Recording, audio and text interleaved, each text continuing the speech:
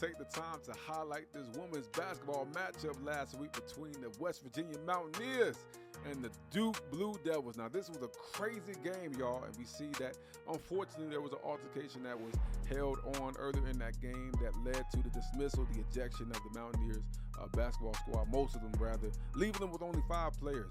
Right now, I have to say I do not agree with, physical altercation and things of that sort.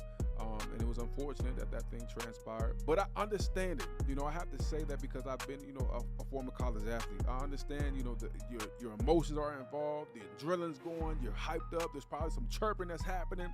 You want to win. You by competitive nature, nobody wants to lose. And nobody wants to feel like that another person has the one up on them, per se. That's just in our being, right? But I do not agree with the physical altercation and that it led to that. It's unfortunate. And then when we look at the bench clearing, that's just a team trying to defend their sister, right? And that's rightfully so. For both ball clubs, right? For West Virginia, they have every right to defend their sister, just like the Duke Blue Devils have that opportunity as well, of course.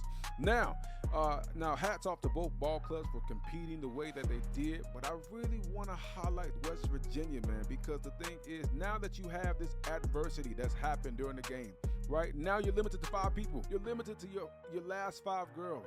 And these women cannot look to the bench and be like, hey, coach, I need a substitution. I'm tired. I'm ready to sit down. They have to dig a little deeper, in which they did.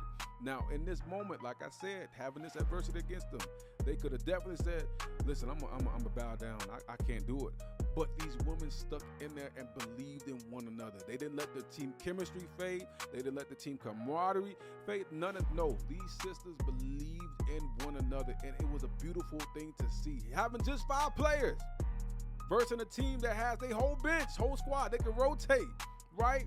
But they still stuck it in there and got the job done. I completely love this game. So hats off to the West Virginia Mountaineers.